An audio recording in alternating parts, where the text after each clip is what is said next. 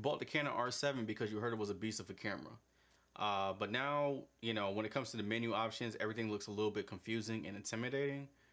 So you take a photo and it's blurry, you shoot a video, the colors look way off, and it can be frustrating. But don't worry, I got you. In this video, we're gonna be discussing the Canon R7, my personal settings on photo and video, so you can start getting a little bit more professional look and you can start making money off this camera. So let's get into it. All right, so before we start, let me just say this. I know that the menu for this camera can be a little intimidating.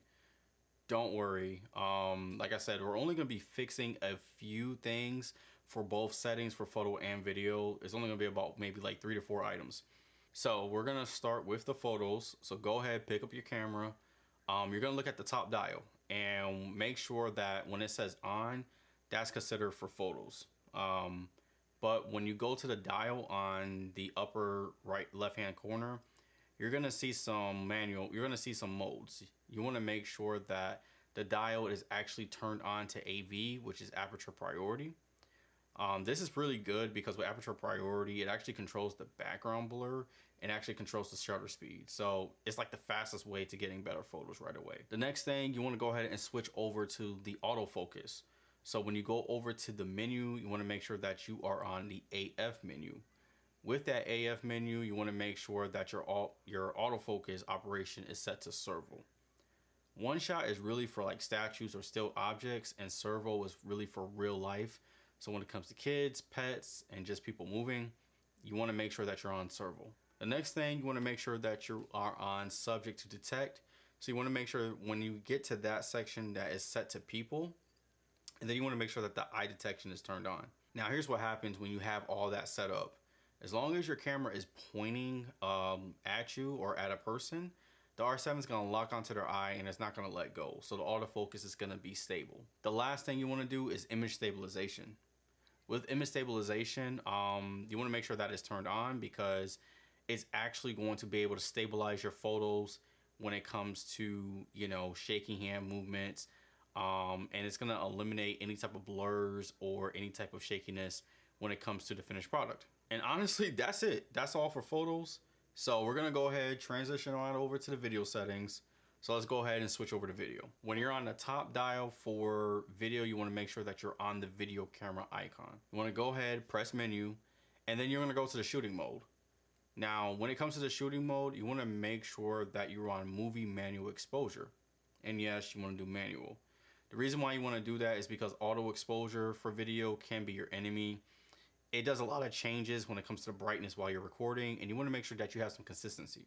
Now, when it comes to the video quality, you want to make sure that you are recording in 4K fine, and you want to set it at 23.98 per second when it comes to the frames.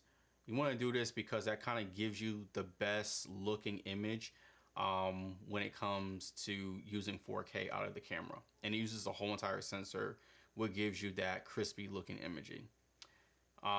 You kind of want to avoid 60 frames. I know a lot of people use 60 frames per second, but you really just want to avoid that because, you know, you really just want to use that if you're using, you know, slow motion. You want to go over to shutter speed. Now, when it comes to your shutter speed, the rule with it is that if you are shooting at 24, you want to be able to double your frame rate.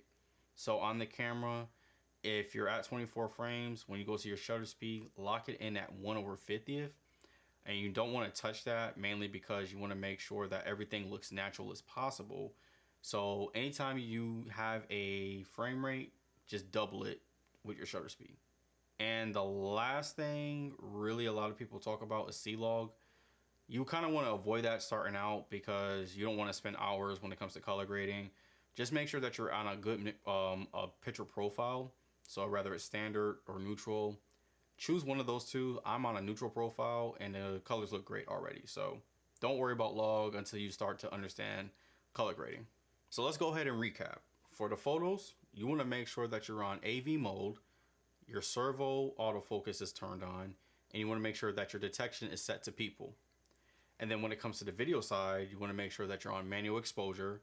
You want to make sure that you're at 4K fine at 24 or 23.98. The shutter speed's at 1/50th and your Canon log is turned off.